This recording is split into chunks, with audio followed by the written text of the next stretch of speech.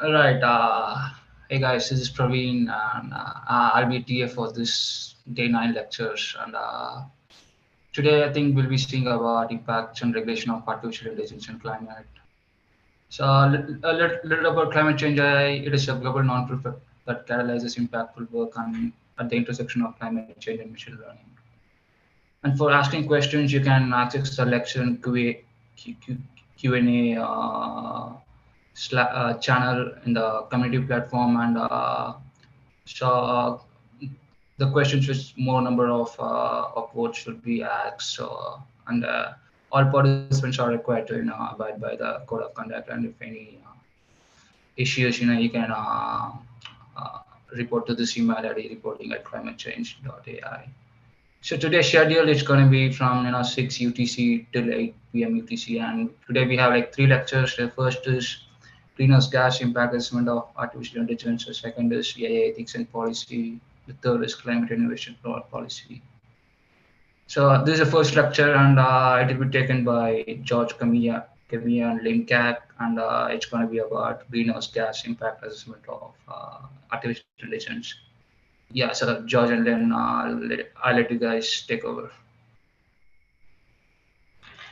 Thank you so much. Let me share my screen. Does this look good? Okay. It's good, yeah. All right. Yes, so we're going to talk about greenhouse gas emissions impact assessment of AI today. And this lecture is given by myself. I'm Lynn Kaack. I'm an assistant professor of computer science and public policy at the Hertie School. And I'm also one of the co-founders of Climate Change AI. And by George Kamiya. And George has been working on understanding the climate and energy impacts of information and communication technology and data centers. And he has led that work at the International Energy Agency. And he's currently working on climate issues for mobile networks and devices in industry. So with that, thanks everybody for joining the lecture today, and we're excited to dive in. So today we will all be about how machine learning has direct and indirect effects on climate change. And as you can see, there's a lot of terminology needed, and we will walk you through this in this lecture. Also the methods and the metrics of impact assessment. We will help you understand, how machine learning is responsible for energy use and greenhouse gas emissions from data centers and end-use devices. We also help you understand how the use of machine learning can increase and decrease emissions through its application. And we will also touch on how different stakeholders can reduce computing and application-related machine learning emissions. And we will have two polls here that we will share on the community platform. So what do we actually mean by impact assessment in this context? And it's really important that we need to define what we mean by impact and then how to measure it based on functional unit. So what we're interested in here is climate change mitigation. So we want to reduce the greenhouse gas emissions. And those are measured in ton of CO2 equivalent per unit of time or product or service. And the CO2 equivalent accounts for CO2, but also other greenhouse gases, and it converts these other greenhouse gases based on the global warming potential over 100 years to CO2. So it uses the relative potency and the atmospheric lifetime of these other greenhouse gases and normalizes everything to CO2. So one example is another very important greenhouse gas, which is methane. And methane has a lifetime of about a decade, and it's around 80 times as potent as CO2 over 20 years. So it has its greenhouse gas, it has a global warming potential of around 27 to 30. There are also compounds that have a global warming potential of several thousands, for example, those used as refrigerants.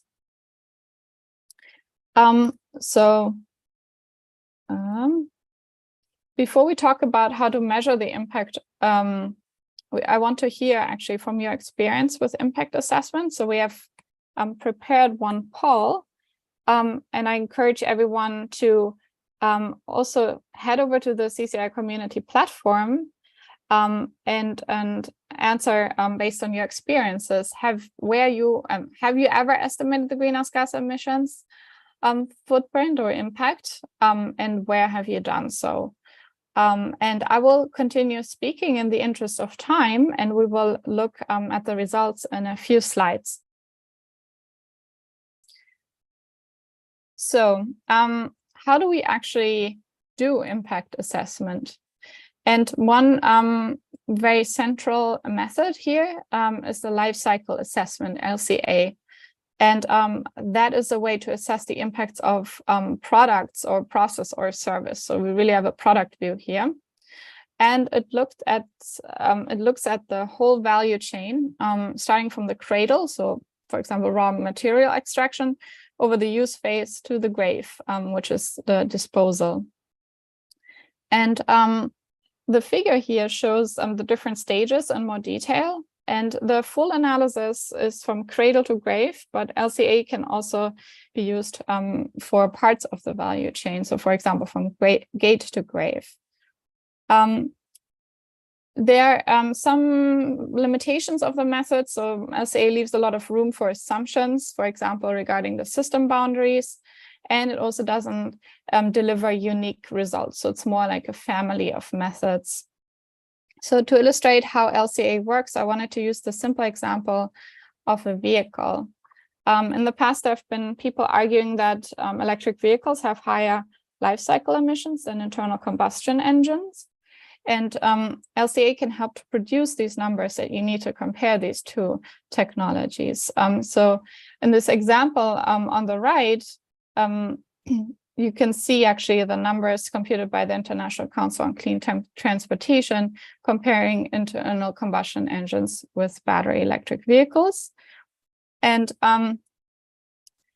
in this graph, you can see the use phase, which we also call operational emissions, which is the fuel production and consumption and maintenance. There's the blue part in the black. And then you see the cradle and grave, or the embodied emissions, which is the battery and the vehicle manufacturer. So here they look at the cradle only. And what you can see is that this is definitely not the case that the battery electric vehicles have higher life cycle emissions according to this analysis. And moreover, as the grid gets cleaner, those life cycle emissions also decrease of battery electric vehicles. So you can see with this product, which is a car, it's relatively standard, but for machine learning, these methods are not as well defined and not used widely or almost at all currently. Another method is the inventory analysis. And here we have a corporate view. So we look at the organizational inventory of companies or entire cities. And this works by looking at the emissions that are come from the use of fossil fuels on a premise, for example, for heat or vehicles. Then scope 2, which are the emissions that come from the purchased electricity and heat. And scope 3, which is everything else that includes the whole value chain, including the customers of a company. The big question is, again, how does machine learning fit into all of this? And for this, we don't have a straightforward answer, but there are different aspects to be considered, and we have a framework that we want to talk through today. So as discussed on day one, for those of you who have attended, there are different aspects if you look at the emissions of machine learning. So there are emissions from the machine learning computation and the hardware.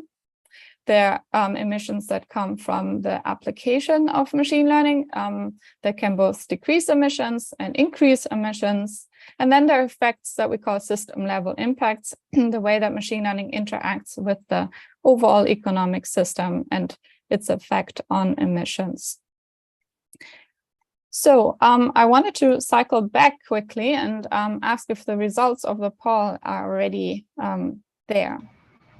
Yeah, so I'll just share the results of the poll.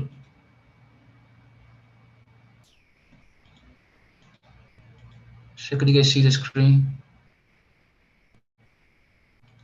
Yeah, so we see.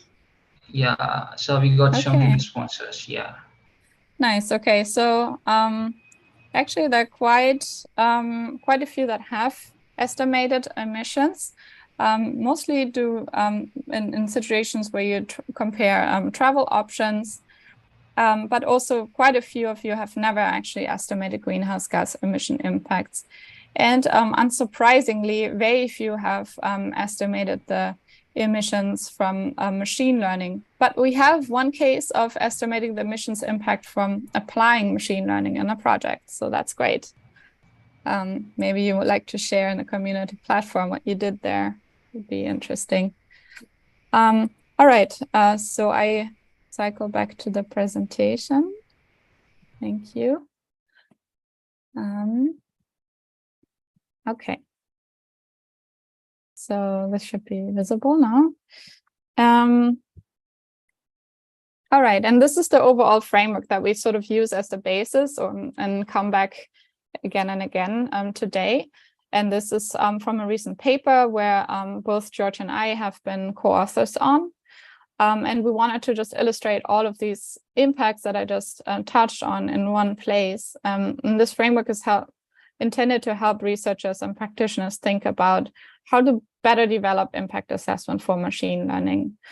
And here we have these computing-related impacts that are already mentioned, which are also called direct impacts. So here we get into the terminology. And then we have application-related impacts, both directly and from the system level, as already explained before. And those are also called indirect impacts.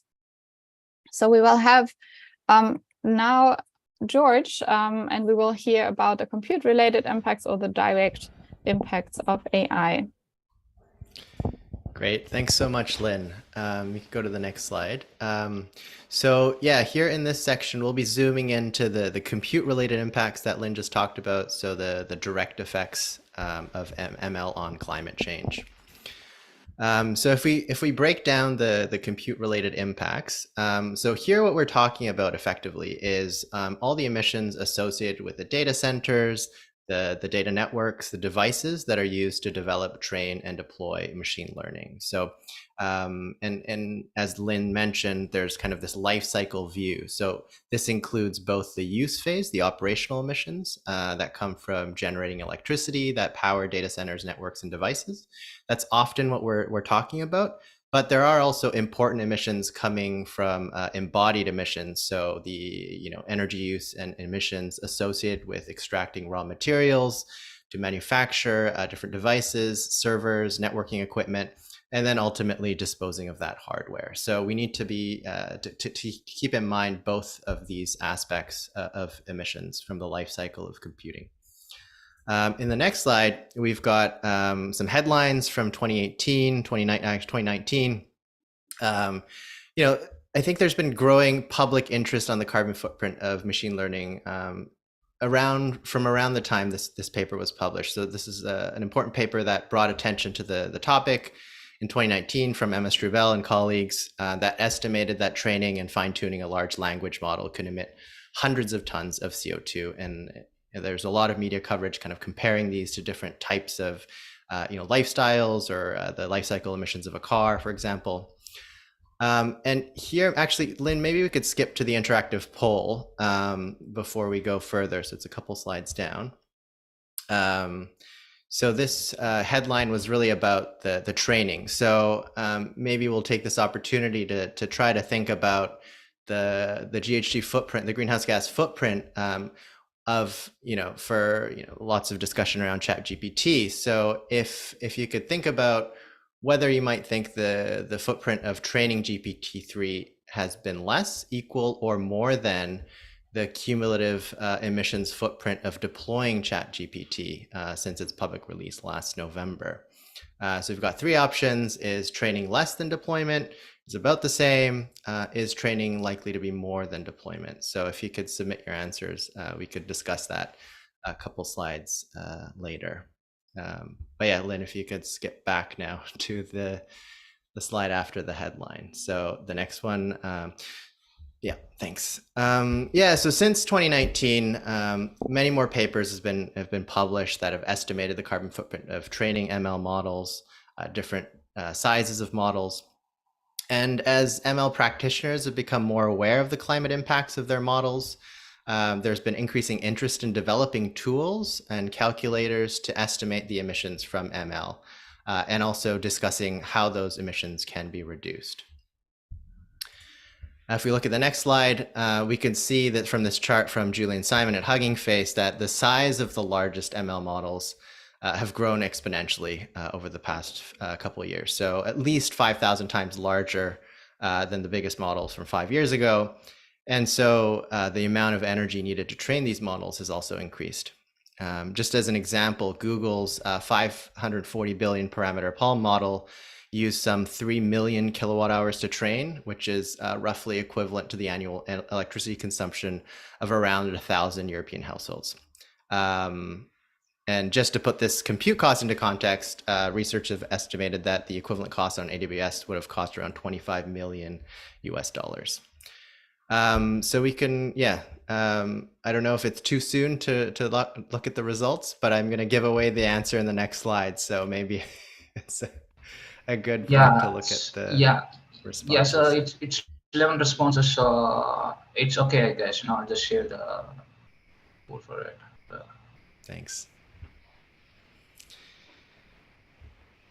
So here are the results. Okay, very interesting.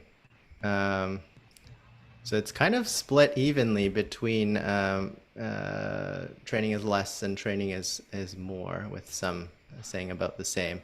I mean, frankly, the short answer is we don't know, but it's quite interesting to get at least your view of what might the balance be.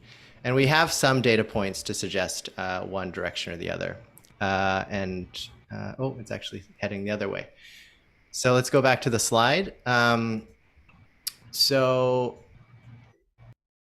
yeah, so we don't have all the concrete data, but what we do know is how much energy it costs GPT-3 to train, which is about 1.3 million kilowatt hours, equivalent to about 120 American households.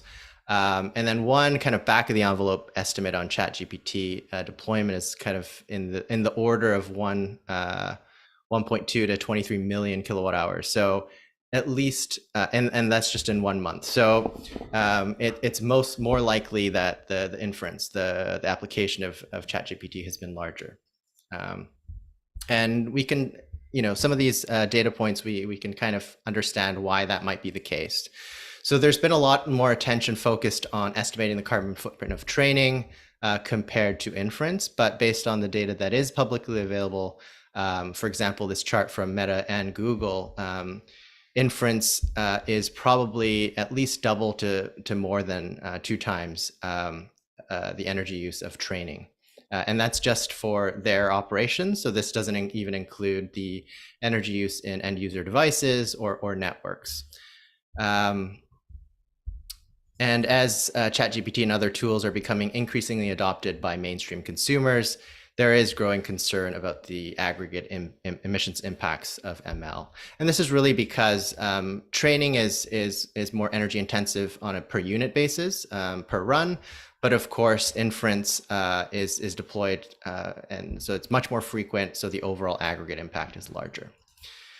In the next slide, we have some data from Google that has estimated that ML accounts for about 10 to 15% of the company's overall energy use. So based on these limited data and others, we could kind of estimate the order of magnitude of energy coming from ML. And it's likely in the range of about 60 terawatt hours of electricity per year, and mostly in data centers. And just for context, this is about 20 to 30% of all data center energy consumption, which is about 250 to 350 terawatt hours right now.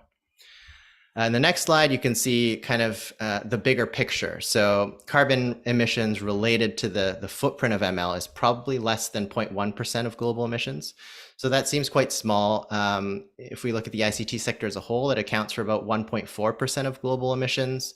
And this share has been relatively flat over the past 5 years, thanks to efficiency gains that have largely kept in pace with the surging demand in service.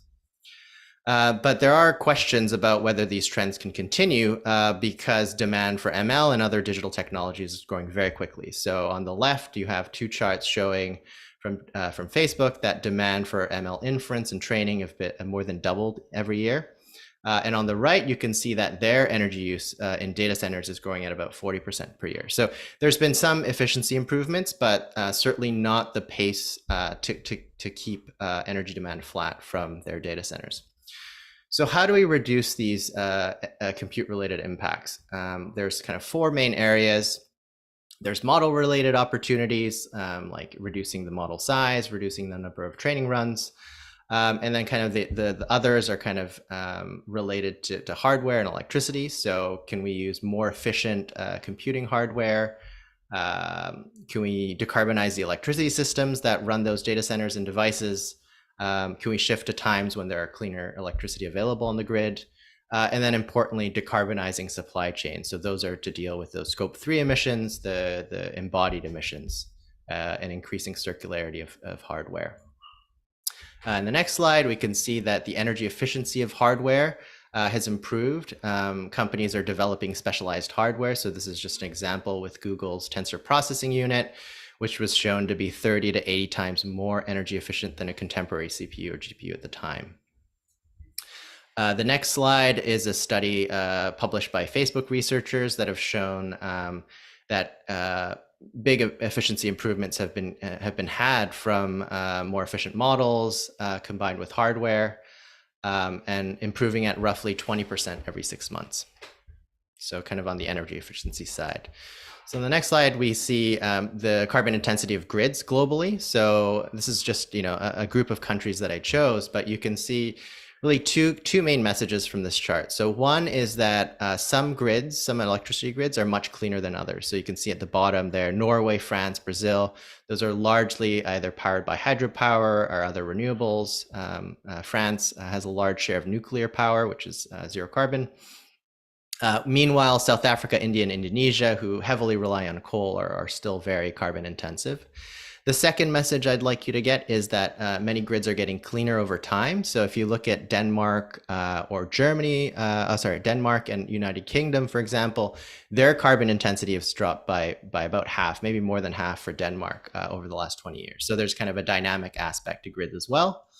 And then the next slide shows kind of at the micro level, even for a particular electricity grid, the carbon intensity can vary significantly across a 24-hour period. So there's times of the day when there's more renewables available, less demand on the grid.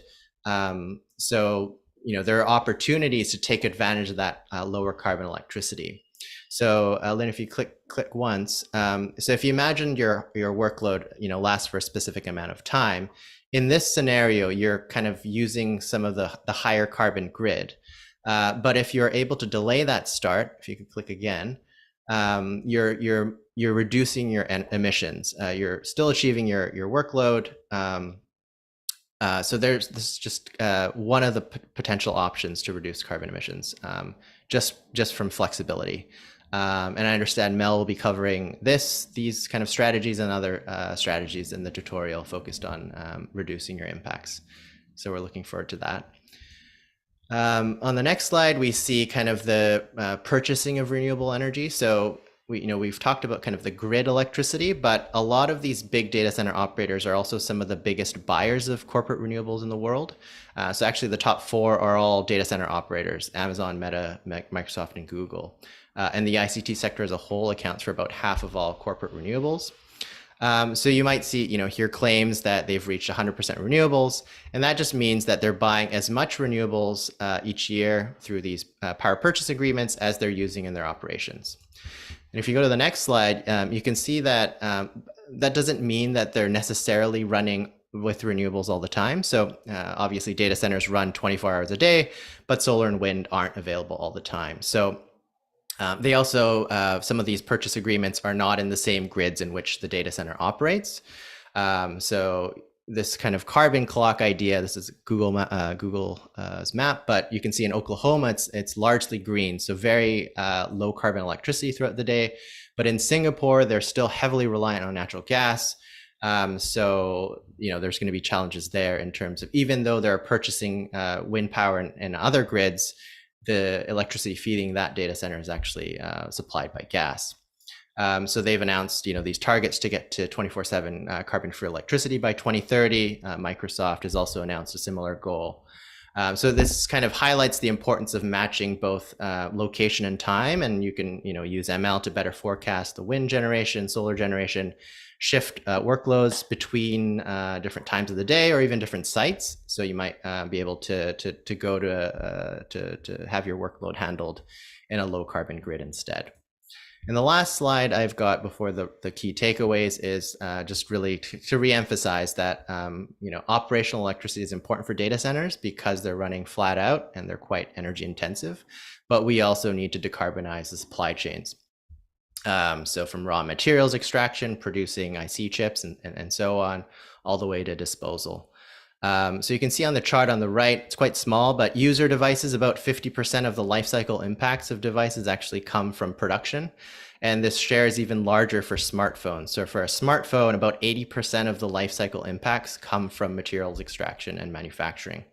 So this kind of scope 3 emissions, supply chains is also a very important aspect of reducing emissions. Just quick wrap up on the key takeaways of this section. So our understanding of ML related energy is still quite poor. We have very little data. So I've kind of picked out some of the anecdotal information out there. Based on that, we have a rough sense of how much energy ML is using. But even though data center energy use has been relatively flat, there is a growing concern that demand for ML especially is going to drive growth in energy demand for hyperscalers. And we can already see this with Facebook, AWS, Google, Microsoft. Their energy consumption is going up quite rapidly each year. So, I mentioned all these strategies. It's about energy efficiency and software, hardware, and infrastructure. It's about decarbonizing the energy supply through renewable electricity, shifting loads through time and space, and then reducing supply chain emissions. And sorry, my last slide actually is kind of an overview of the global emissions. So we can see that emissions come from many different services and sectors, largely dominated by the energy system. ICT kind of, I said 1.4%. Let's, for the purposes of this, that's about 1.4%. ML is an even smaller share. So some might say, oh, we don't need to worry about that. But in reality, those the risk of that increasing is significant. So we need to do everything we can to reduce those. But Lynn, if you can click once more, the impacts of ICT on those other sectors is much, much larger. So now Lynn will explore those emission impacts, both positive and negative. So back to you, Lynn. Thanks.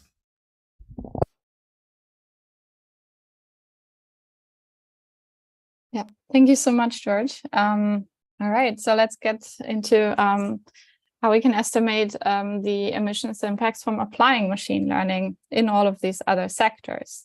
And this is also what we illustrate in our framework again. So now we're focusing on this part B, the immediate application impacts, and part C, the system level impacts. And what we illustrate in this framework here is that this is really happening in a number of different sectors, and it can go both ways. You can decrease and increase emissions. So throughout the summer school, you've already encountered various applications of machine learning that can help with climate change mitigation. And we try to list them in a more systematic way here to help understand where machine learning can be deployed and how it affects emissions. And so on the left, you see that machine learning can be deployed in different ways. For example, to help with experimentation in the lab, with system control, or with predictive maintenance. And then we've mapped those to categories of climate change mitigation on the right. So, for example, to help with monitoring in a policy context, or with R&D for low carbon technologies. And all of those strategies here help with climate change mitigation So we also indicated that in green, but what this figure shows also here in red is that there can be effects of machine learning that increase emissions. It's really a multi-purpose tool. So for example, if somebody is using machine learning to optimize for cost, which is really the standard business case, machine learning could easily be suggesting configurations that directly increase emissions. It's also being deployed in the oil and gas sector to increase exploration and in large-scale cattle farming. So there are really numerous ways that machine learning can actually increase emissions. And currently, there doesn't really exist a standard way to measure such application-related impacts of machine learning, and it's left to the project team to come up with their way and to identify how machine learning may have changed the emissions to the project. So I wanted to give 2 examples of how applications that where impacts are both easy and not so easy to measure. For example, the merit of machine learning is easy to measure when machine learning is used for control and for energy efficiency. So there's this application of machine learning by DeepMind to increase their cooling efficiency. So they have an easy industry metric that they're trying to improve, which is the energy used per ton of cooling. And you can see that they actually can even plot the performance improvements over time. Another example for the use of machine learning is by the Austrian Institute of Technology, where AI is used to speed up simulation of the urban climate. And these simulations can then help, or this approximate simulations can help urban planners to design new districts. And they understand better how the wind flows through these districts, and therefore can, for example, increase the ability to walk and bike, or to actually understand better the effects on the climate in buildings. So qualitatively, we can point out the merit of machine learning here, but it's very far-fetched trying to quantify it. So what do we actually need to do to move towards better understanding of machine learning's application impact? And I wanted to summarize the goals that we actually have here. So one primary goal is to help stakeholders assess the costs and the benefits of new machine learning driven projects a priori, such that they can say, okay, this will have actually this benefit and from a climate perspective, and I want to embrace this project and pay for it also. And the second goal, of course, is to understand the overall impacts and dynamics of machine learning as a field. But really the central problem, as already said, is this lack of established methodology to do so. And one central component here that one needs to understand better is how to estimate the marginal and the counterfactual benefit of machine learning in these established processes. So we need to be able to compare the world with machine learning to a world without machine learning. So machining might actually compare to other analytical approaches, linear regression, for example. It may actually compare to human decision-making. Or without machine learning, that particular technology wouldn't have even existed at all, like it's the case for autonomous vehicles. So here we have different baselines, and this is something that people haven't really studied yet. And one way to go about trying to get better numbers may be to have more case studies and then to generalize based on these case studies. And to understand better, to decide on a fine-grained taxonomy of ML systems and application areas to exactly try to identify those marginal benefits. So having discussed this immediate application impact, I wanted to use this example that shows that the boundary of a problem is also really important to consider. So again, I wanted to talk about this efficiency application of data center cooling. And here, the machine learning part is helping to reduce the energy consumption and therefore also the greenhouse gas emissions by efficiency gains.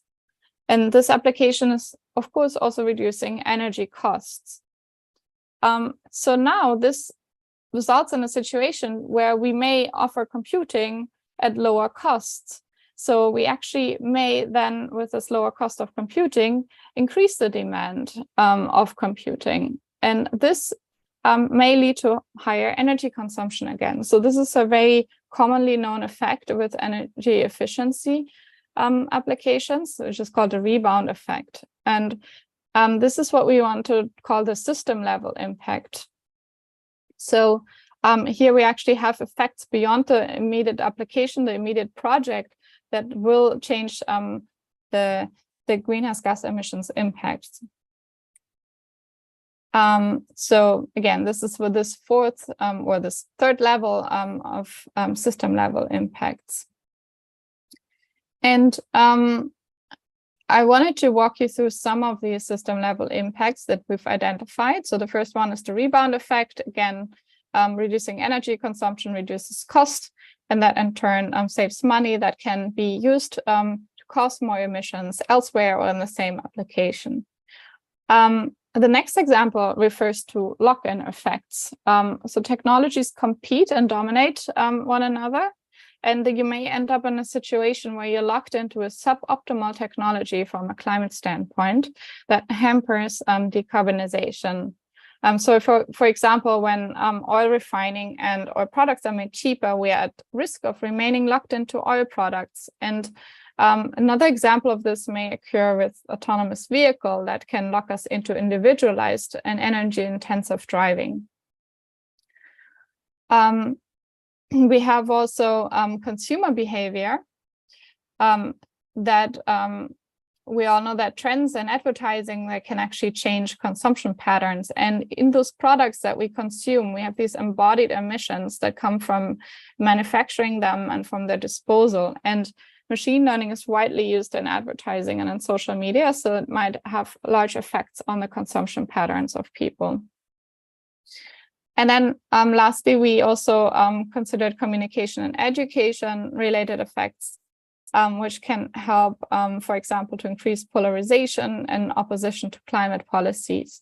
And machine learning can play a huge part here to spread misinformation and amplify controversy, for example, on social media. So in summary, the goals and the research gaps of the system level impacts are they're really based on the central understanding that this is an area that's very vague, and it's the most difficult to assess perhaps of all three of these categories that we've identified. But it may be the most important category because it can have large scale effects on the economy. And machine learning is a fast growing enabling technology, and therefore has the potential to really affect present and future societal and technological trajectories. So what is central here and what we recommend is to account for machine learning in forecasting and scenario analysis for when we try to understand the decarbonization pathways from a macroeconomic side. And this points at something else, that the digitalization overall is not properly accounted for yet in those models. So this will be the basis for even accounting for machine learning. So what can you do to reduce the application related or the so-called indirect impacts of machine learning? So one important thing is to quantify and evaluate the application impacts where this is possible, even qualitatively, and to be transparent with, for example, stakeholders you're working with or in your publications. And of course, you have some choice on what you work on, or even try to bring those climate considerations into your work on an application that may not at first sight be related to climate change. And one important thing to notice here is that all applications for machine learning may potentially have an effect on the climate. So don't only think about sustainability terms or climate-related applications, but really think about all applications such as recommender systems, for example. You may have the agency to initiate company-wide policies, such as internal carbon pricing, or like define conditions on projects that are being realized. And we've talked a lot about greenhouse gas emissions impacts, but there are also other types of social and environmental impacts that can be quantified in a similar way, and that machine learning has also effects on. So, sorry to interrupt you, Lynn. We have around a minute left. Exactly. So this is the last slide, and I wanted to say that okay, that's good. We have regulatory approaches, and we've defined them in this paper, but we have two lectures following this lecture that will talk about policy-related things. So they will dive much deeper into this. But general climate policies are important for machine learning. And we have also specific approaches to help with machine learning and address the emissions. So, for example, incentivizing those that help address climate change, requiring transparency, where they run counter to climate goals, and conduct technology assessment with climate in mind. So look at machine learning as a technology that can affect climate change. So you'll hear more on policy in the following sessions now. And I'm sorry that we don't have time for questions, but George and I will hop onto the community platform and we'll answer all the questions that you've posted there.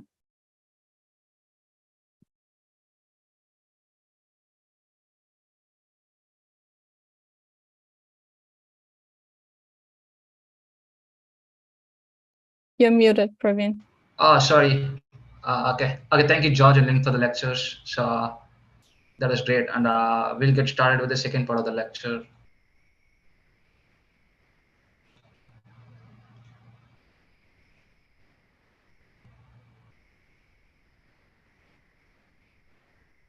Right, could you guys see my screen?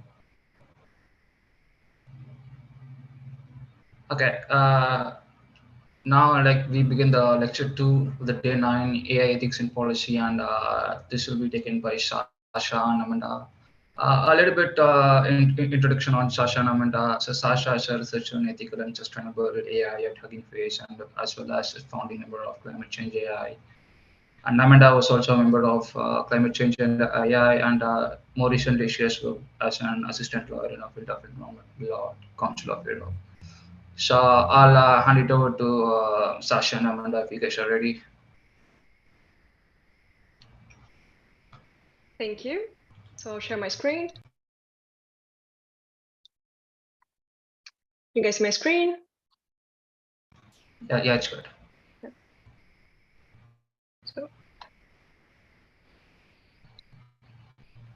Okay, so thank you very much. Here you have a brief overview of the topics we'll cover in this lecture. Also, if we have time, we can do a Q&A in the end. If we don't have time, then we will check your questions in the community platform. So for a brief introduction, first I wanted to do a bit of disambiguation on these related concepts around AI ethics and policy. So for instance, ethics is a very large, very complex branch of knowledge. We will only focus on a limited approach here, which is applied ethics. What is interesting about ethics is that ethics can happen individually or also in a social scale. But that is a very, very vast field of knowledge, and we'll focus on the social scale and the applied ethics. Governance is basically how a group of people, business governments are managed, and policy is one aspect of it.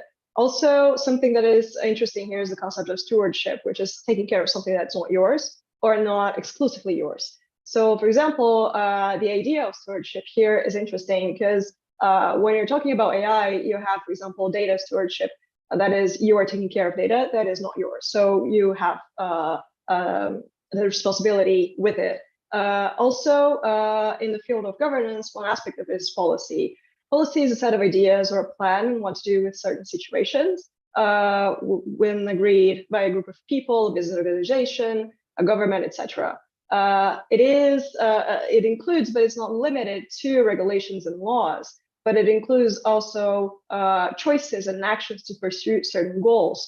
And law is a system of norms to regulate behavior and includes several kinds of sources, such as law per se, such as from legislature, also regulations from the executive branch, jurisprudence, etc. So quick definitions for AI ethics and policy. Sasha? Yep, AI ethics. So it's everything that has to do with research and practice, aiming to develop safe, ethical, responsible, trustworthy AI. Depends on essentially what your end goal is. This also includes bias and fairness, which is maybe something that you hear of most often when it comes to AI ethics, but also things like data governance and consent, which we'll cover today. AI policy is the act or process of setting and directing course of action to be pursued by a government, a business, or another group concerning AI. It includes, but is not limited to, regulation, as I said before, but it also includes, for example, when you choose to provide a grant to fund research in a certain way, and protecting human rights. So, part one. Here you have an image by the OECD, and it presents an AI policy cycle. And here, when you see this image, first thing you might think is, okay, this seems complex, and it is.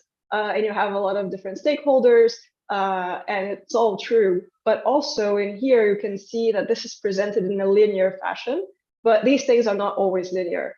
Also, at the same time, when you're trying to create a plan of action, a set of ideas, which is a policy, for this subject, it's not something that's stationary. AI will continue to change while you try to make and design and implement policies on it. So this image is interesting, but it's also much more complex than this. Also here, I know that this will probably be too small on your screen, but don't worry, you have access to the slides. So here, what I'm inviting you to take a look at is thinking of the timeline, not only of AI policy, but comparing it. In the left, you have the timeline of AI technology, and to the right, a timeline of AI policy. Also to keep in mind that as you try to create policies to tackle AI, the technology itself continues to change. So before asking where are we in AI ethics and policy, I invite you to ask, when are we? And here, also another reflection I'd like to invite you to do is, okay, we talk a lot about bias in AI, but let's also think about bias in ourselves. So for example, there's a very common bias, individual or people, that's called the end of history illusion. That's when you think that you changed a lot up till now. The version of you that you are right now is the one that's going to stay. And that's an illusion, because of course you are going to continue to change. And in policy in general, this might be also an impression that you might have, that the way things are now is a result of a lot of reflection and a lot of societal evolution, and that's the one that's going to stick. But actually, let's think more in context, that these changes are still underway, and the rhythm of the technological advancements and the policy and regulatory responses to them are fundamentally different, because we are trying to regulate or to create policies for something that's not stationary. And actually, this technology changes so fast that it's changing also the way we look at the law itself, such as, for example, in the example of the regulatory sandboxes, which are a way that policymakers have created to have a controlled environment for regulatory experimentation, for trial and error, to see how you can adapt regulation for such a fast changing technology. You have more information on it on the OECD report that's linked on the slide. So now we can finally ask, where are we? And here you have a list of some guidelines, recommendations, and declarations that have been done recently on topic of AI and ethics. You have the links for all of them here. We cannot deep dive in all of them, but we'll revisit the UNESCO 2021 recommendation. So here you have a list of key principles of AI and ethics as they appear more frequently in these guidelines that we just saw. So here to the right, you have this board that was created in the article that's linked here, the ethical principles that are cited more frequently in these documents. So here, these are the ethical principles for ethics by design.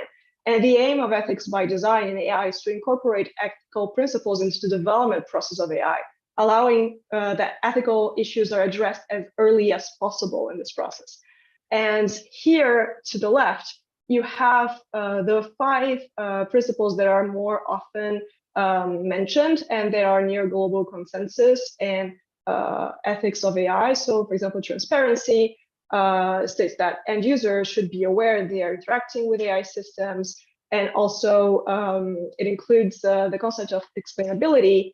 That a lot of people have been saying that AI is kind of like a black box, that these systems are opaque and difficult to interpret, and it's not very well known how they obtain the results. So explainability requires that the logic behind the algorithm be accessible to the users. Also, justice and fairness. So, for example, avoiding algorithmic bias, no maleficence. The AI should be designed in a way to do no harms to people's safety and privacy. Responsibility, that the actors involved in the development or operation of AI should take responsibility for the consequences of these systems, and privacy, so that technical measures should be put in place to safeguard the rights of data subjects by, for example, anonymization, encryption, and also measures that should be put in place to prevent data breaches and leakages. So coming back to the UNESCO recommendation from 2021, so you have here the pillars of a human rights approach to AI based on that recommendation. And many of them are the same that have been explained in the previous slide, but here I want to focus on sustainability. So it's really good that it was included in the UNESCO recommendation that AI technologies should be assessed against their impacts on sustainability, understood in the context of the United Nations Sustainable Development Goals. Also in the UNESCO recommendation, you have policy areas that have been listed by UNESCO, including environment and ecosystems. So according to UNESCO, its member states and businesses should assess direct and indirect environmental impacts of AI systems, including their carbon footprint, their energy consumption, and raw material extraction. Also, where necessary, its member states should introduce incentives to ensure AI solutions for climate action. Many of them have been tackled in other lectures in the summer school. Here you also have a further reading material. So you have a lot of international AI policy initiatives that are listed here. I have links for them. So from UNESCO, OECD, European Union, Council of Europe. And also on current AI policy developments, there are several of them, but there is no time to talk about all of them. So here, there are only 2 of the major ones. So I'm guessing a lot of you are following the EU AI Act, so the European Union Artificial Intelligence Act, and perhaps as well the Council of Europe Potential Framework Convention on AI. So first off, about these 2 texts, they're under negotiation. So these are works in progress. We don't know what the outcome will be. So please do keep in mind that when you are checking these texts, what we will be seeing by now are drafts. They will still be negotiated, and be sure to always check the most updated version. We don't know when they will be approved, but maybe 1 year from now, we will have a more definitive version. Also, on the EU AI Act and on the Council of Europe Potential Framework Convention on AI, it's important to note that these are separate organizations and these are separate projects. But both of them are very relevant for harmonization of norms, for standard setting, and for guiding policy in general. So it's very worthwhile to check them both. So for the European Union, what's the difference between the 2, for starters? So the Council of Europe has 46 member states, the European Union has 27. Also, the Council of Europe is really an organization of an international organization aimed at protecting human rights, democracy, and the rule of law, while the European Union has a broader scope, also comprising, for example, a common market and rules regarding that. And both of them have strong points that will make them very relevant for AI policy in general. So as to the EU AI Act, it's a proposal for a regulation of the European Parliament and the Council, laying down harmonized rules on artificial intelligence. And this is really interesting because regulations in the context of EU law are legal acts that apply automatically and uniformly to all EU countries as soon as they enter into force without needing to be transposed. For example, directives in the EU need to be transposed. So they will be binding, if approved, they will be binding in all of the EU. And right now they are on trilogues negotiations. So there are negotiations between the European Parliament, the Council of the European Union, and the European Commission. Here you have a link to the latest briefing by the European Parliament that explains all the steps and what the next steps are. And as to the Council of Europe, so this is being conducted by CCAI, the Committee on Artificial Intelligence, that received its mandate from the Committee of Ministers of the Council of Europe. And their mission is to deliver an appropriate legal instrument on development, design, application of AI based on the Council of Europe standards on human rights, democracy, and rule of law, also conducive to innovation in accordance with the relevant decisions of the Committee of Ministers.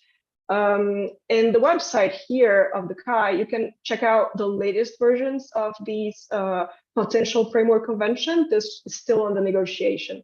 So I invite you to follow these work. So that's it for me.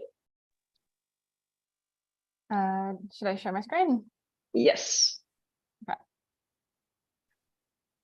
Cool. So next step, AI ethics. Why should you care? I guess often if we study computer science, for example, we think that algorithms and math and kind of the theoretical side of things is what matters. But actually, because we're deploying AI technologies in society, they're deeply intertwined with social, cultural, historical contexts, which differ, of course, depending on where they're deployed and when they're deployed. And so that means that when you're considering this context, you not only need to consider the technological aspects, but also the socio-technical ones. So some people continue to argue that AI research and AI ethics are two separate fields of study. I think increasingly we see them as linked. And in any case, when carrying out AI research, which one way or another will have an impact on society, it's good to think proactively versus retroactively in terms of AI ethics.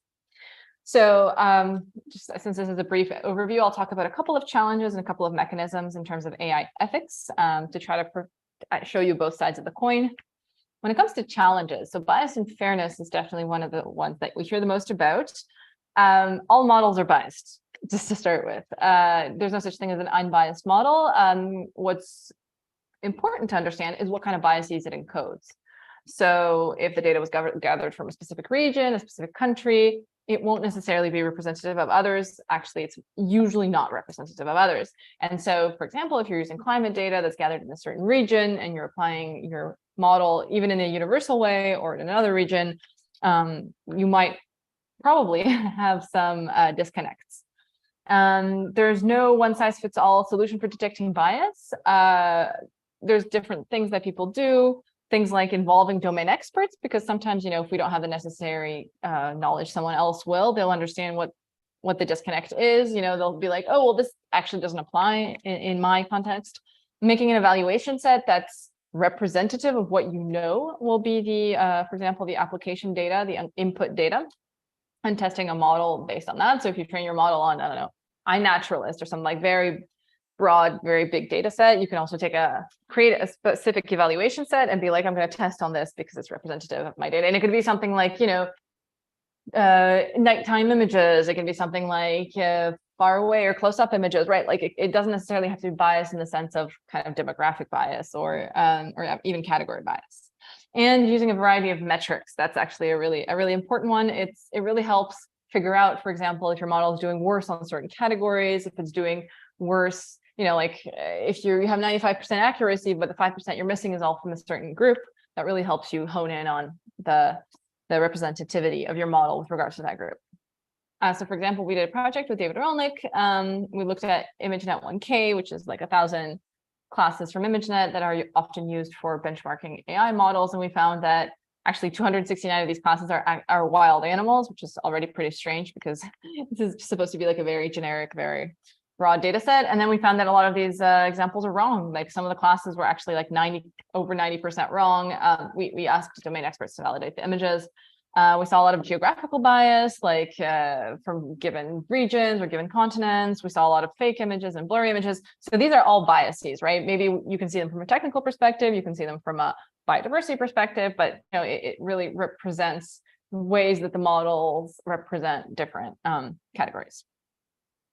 Now, governance, Amanda definitely touched upon this a lot, but I guess from a more granular perspective, even if, for example, if you're an individual or an organization not necessarily involved in policymaking, establishing who data and models belong to and how they are shared is really important, especially, for example, if you're gathering data with a partner, even if it's an institute or whoever, and they're giving you data, it's really important to understand what are the conditions, what are kind of the licenses, how this organization, these people want you to use their data and how you shouldn't use their data.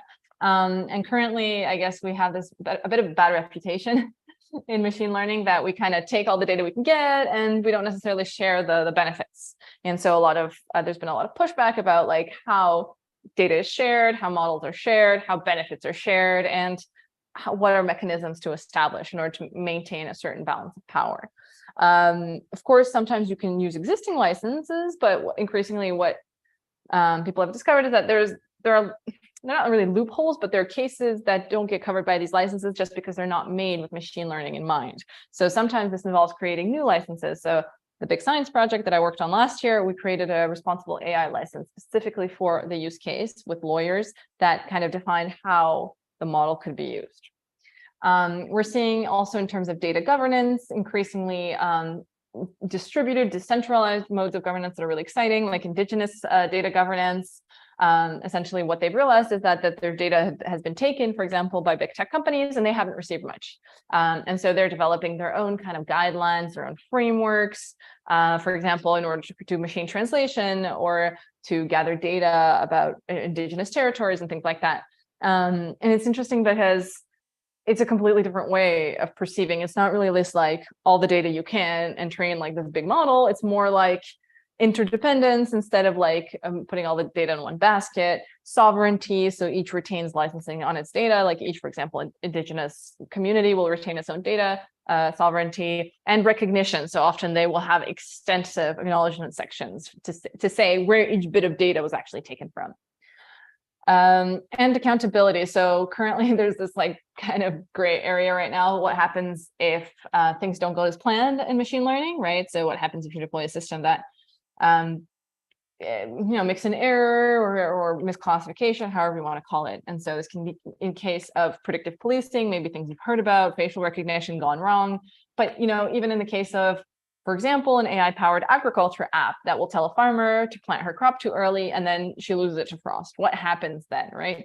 And so it's important that when you create these kind of more application-based tools, these models that are used by real people in real settings, that you consider adding humans in the loop when decisions are made and make sure they understand why a certain algorithmic suggestion is being made, instead of being like, oh, well, the app just told me to plant. You can be something like, well, based on the 3 days of 25 degrees plus 70% humidity and the fact that there's supposed to be light rain in 3 days, this should be a good time to plant your crop, for example, something like that, which helps the farmer be like, well, maybe actually my crop doesn't need that much rain, or something like that, that will help them actually be like, this is not the right choice for me. So you can add, this is an example of adding interpretability to help understand AI decisions, communicating uncertainty and confidence thresholds. This is like a super no-brainer, but what's the log probability of this prediction, right? Is it, because the thing is, AI models don't know when they don't know, right? Like they'll just pick the most probable category, for example, in supervised learning, but it won't be like, unless you establish an actual threshold, like a manual threshold saying, if it's below 0.7, don't suggest it, but otherwise it will always just suggest the most likely thing. And so communicating this probability to people actually really helps.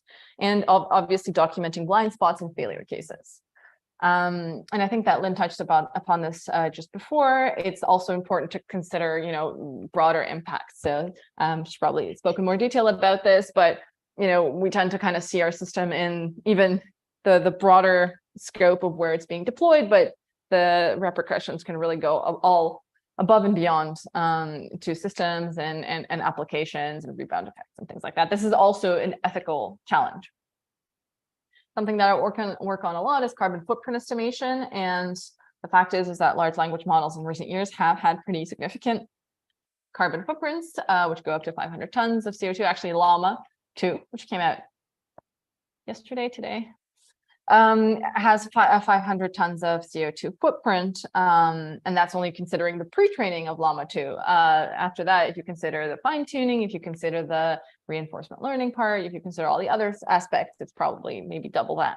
But we don't have the exact figures above and beyond the pre-training number. So it's also important to factor this in when you're training a model from scratch. Maybe it can help you, pick a pre-trained model and fine-tune it. And so this is also kind of like a way of mitigating impacts in the sense of like, you don't always have to go to the new, brightest and best models. You can also take a smaller model or fine tune it on your data. And of course, this is not representative of all AI models. This is just kind of this recent generative AI trend that we're seeing, that it is significantly more resource intensive. And in general, there's not enough information about this. And actually very rarely is it shared alongside research papers. So quickly, some mechanisms, documentation. I kind of alluded to this a lot during my previous slides, but documenting and giving access to model information is really important because often you don't have the necessary information yourself to make to call the shots. Like you can't say this model should not be deployed in X, Y, Z. Like there's just so many use cases, right? Like medical and educational and whatnot, but you still can give enough information so that model users can be like, okay, well, I'm okay with this level of risk. I'm okay with these failure cases. I'm okay with these accuracies. So this is why it's really important to give access to as much information as you can for example, the information about the model training and the data set and stuff like that, and helping users essentially make their own choices. And so there's different mechanisms for this, but one is called model cards, which is a really increasingly standardized way of providing details, uses, model evaluations, environmental impacts, technical specifications. So essentially the citation to the research paper is a way of, it's like essentially like a little instruction manual for a model that says all the information that you need to know to use it. And so, for example, at Hugging Face, where I work, we use this a lot, and we try to have a model card for each model that's out there to help people choose the correct one based on their use case. There are other mechanisms as well, like red teaming, which is used a lot for generative models, which is essentially trying to find little cracks in the model and failure cases. There's audits, which are a bit more systematic, a bit more comprehensive. And then there's sandboxes, which is meaning you like deploy it in like this kind of not virtual, but like this sandbox environment, this controlled environment where you can try to control things before putting it out into the real world. That helps you kind of have like a buffer zone. And evaluation, this is something that I'm getting increasingly frustrated about because we're terrible at evaluating models, machine learning. Not necessarily you, but in general, we're just quite cavalier about it. We don't necessarily do statistical significance testing, hypotheses, p-values. When you talk to statisticians, they're like, y'all are cowboys. So it's really important to essentially do proper evaluation, to, for example, report results and details so that results are reproducible. So I helped organize a challenge called the ML Reproducibility Challenge a couple of years running. And in so many cases, like this state-of-the-art model was just not reproducible because there was some random seed missing, some hyperparameters missing. Like it was just so hard to even reproduce these results. You just have to take people's word for it. So like, oh yeah, your model has 99% accuracy. Sure, I'll trust you, which is obviously problematic if you want to continue comparing models. There's also like lack of standardized testing. There's also increasingly like what we call contamination. So like if you're using the whole of the internet to train your model, for example, chances are that a lot of the benchmarks you're testing on are contained in the training data. So it's not surprising that your model does well, right? And so I guess this is really important because especially if you're, maybe between us, in our community, we can take these results with a grain of salt and be like, okay, I'm gonna check your results. I'm gonna like verify that this is statistically significant. But if you start sharing this with policymakers or like people outside the AI community who can't really fact check your results, then you really have to make sure that you're reporting things that are rigorous, let's say. So there's a bunch of tools that exist, some of which I worked on myself. So there's one called Code Carbon, which is cool. It's a Python package for measuring carbon emissions in real time. There's Evaluate, a Hugging Face library for evaluating models, which is cool because it has standardized metric implementation. So you know that you can like cite this particular like implementation of, I don't know, for example, in NLP, there's something called the Blue score, and people do the like calculate it in like a bajillion different ways. And so you can't really compare values. So at least you have those. We have a guide for model card creator that will like take you step by step for all of the things that you should like report as much as you can. And recently I helped develop the NeurIPS ethical guidelines, which are actually really interesting. It's like the first case when we really thought through all the different aspects, like even like paying your crowdsource workers, things like, like measuring disparate impacts, things like reporting multiple metrics, like reporting hyperparameter values. Like we essentially tried to think of all the different pieces of research ethics that should be reported when you're, for example, submitting a paper to NeurIPS. But I think it's useful just to give you an idea of like all the different little details that we might not think of. As parting thoughts, I hope I'm okay for time. So I really think it's important for us to think about broader impacts. If you don't want to think about ethics, it could just be broader impacts, because it really makes you think about like the broader perspective. And it doesn't mean you have to be an ethical specialist. It really just means having a sort of critical mindset with regards to what you're doing. And so, of course, depending on what you're working on, not all of what I've spoken about is important or relevant to you.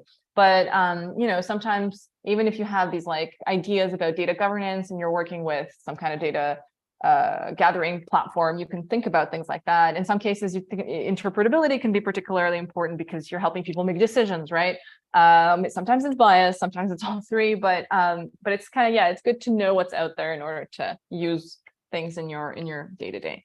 And I would say that all, or at least many ethical decisions are not binary. So it's really not, is this an ethical thing to do? Is this not an ethical thing to do? It's more like, how ethical is it given the context, or how unethical is it given the context? What are the alternatives? Like how can you try to make this as good as possible, as ethical as possible? And for that, information is important. I think that, even if you can't make the call, even if you particularly can't say this is the right thing to do, maybe the person using the tool, given the information that you provide them, can make that call. And that's why documentation and access are so important. And so that's it. Yeah. So hopefully you'll keep these thoughts in your head, and they'll accompany you in your future endeavors.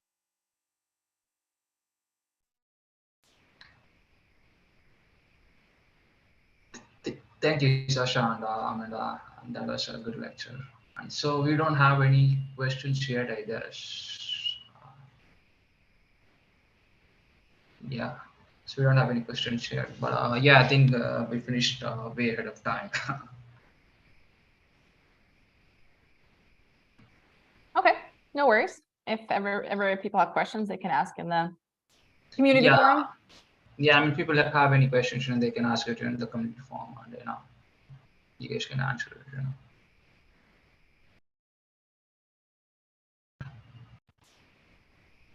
If I might ask something myself to Sasha, could you please talk a little bit more, now we have the time, about indigenous data governance? It's actually really interesting. Yeah, really interesting point. Yeah. I've actually gone to a couple of kind of roundtable discussions about this. So in many indigenous cultures and communities, they have these very different ways of making decisions than we typically do in our kind of top-down democratic, like we vote for someone who makes the decisions for us. In their case, it's very kind of like council discussion based. They often like deliberate for a long time. And even when they make a decision, it's still kind of like very, there's different, for example, communities that have their own decisions. There's no like single person that makes all the decisions. And so when we talk about indigenous data governance, they often, create mechanisms for maintaining like the rights to their data. It's not like, oh, I'm just going to license you my data set and then, whatever, you're going to give me some money. But it's often like something like, you can use my data set, but under this condition. And they're creating really like really quite strategic ways to make sure that their data doesn't get exploited, but on the other hand, that they do get tools, for example, for translating indigenous languages, for not losing indigenous languages. Something I really respect them, like the initiatives that I've kind of been exposed to, I really respect the time they take to think about the different stakeholders, to think about the different ways in which the data can be used and misused, and it's so like deliberate. And I feel like in most cases we're just kind of like, oh, whatever, let's just go with the MIT license or whatnot, right? Whereas they're like, okay, well, this clause exists and maybe that doesn't fit with our values, and they're very kind of intentional about it. And I think that's a really great way, especially that now there's all these interconnected concepts, especially like right now there's things like copyright, fair use, but there's also like data ownership, and there's also like, I know there's all these different like bias, and they all come together, and people often don't take the time to think things through and, establish kind of like more principled ways to go forward. Yeah, that's a really valid point. Also, I think it's really complex because it's a domain that is so interdisciplinary, and that we were really lacking a space in which to have these kinds of dialogues and to build bridges in these gaps. So even, for example, all this part about regulation and the more theoretical aspects of ethics, maybe something that's very alien for people who are really on the more technical side. As I feel, being a lawyer, that there is really an effort that I need to make in order to understand and to be able to even take part in the discussions about AI and ethics. Yeah, so I have a question, but I don't know if it's relevant to this or not. But do you guys think that the rules, the policies to watch AI, whether it's going to be stricter in the future? Sorry, if it's going to be what in the future? Whether it's going to be stricter in the future, whether it's going to be more stricter. Oh, more strict, you mean? Yeah. Mm-hmm. Well, that is a question that I don't think, well, I at least cannot answer, because these things are subject to negotiations, and it's really hard to know right now. Like I pointed out, we have some legal instruments that are being produced, but it's really hard to know their final outcome because they're still in the negotiations. And that is why actually all of the regulatory process is so complex. Because they need to be created in a certain process to respect a democratic field, and that is why it's really, really hard to predict. Thank you. Yeah, so we have like 4 minutes left. If you guys want to talk about any topic in detail or any extra stuff, you guys can go ahead. I mean, if you guys want to. Yeah, actually, I had something. I was reading once again. Like these things move so fast, but so Meta's Llama model came out recently. Llama 2 model came out recently, and they had a really interesting clause in their license. Amanda, I was curious about your thoughts. It was like that any organization that has more than something like 70 million monthly users has to ask Meta for permission for using this model. And I found it really interesting because I think it's the first time I've seen this kind of clause in an AI model's license. It's like essentially, if you're a big company, you have to ask us, but if you're a small company, you can kind of go ahead. And I was wondering if there's like, and someone mentioned that there's something to do with like the European high risk, like there's some clause about high impact or something, and that may be linked to that, like that because if you are exposed to X amount of people, it's considered like a high impact piece of technology, right? It's possible. I'm not too familiar with that, to be honest. But yeah, the EU framework is based on the amount of risk, that's for sure. And also it is related to the principles that we mentioned before. It's related with the principle, I'm getting the slide back here. So this is related with justice and fairness, and also with non-maleficence. So basically, when it comes to non-maleficence, for example, people's data shouldn't be used for example, social scoring and mass surveillance purposes. So maybe it's related to that.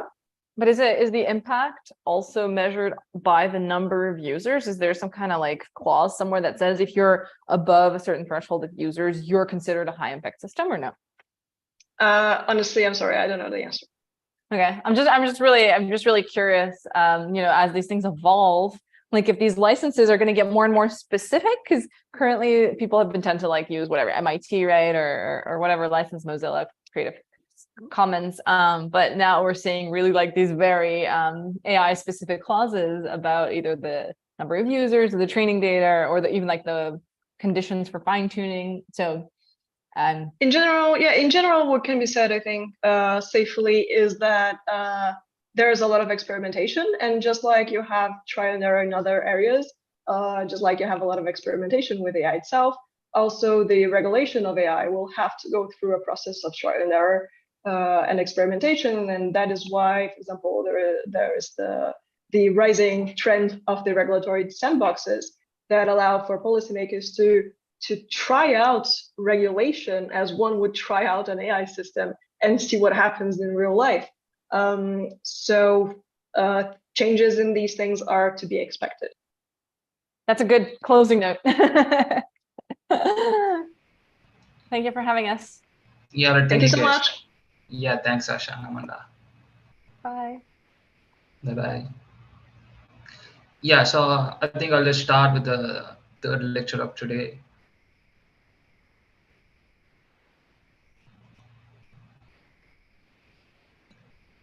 Yeah, so this is a lecture 3, Climate Innovation Policy, and this will be the final lecture of today. And Alice is going to be talking about this lecture. So a little bit about Alice.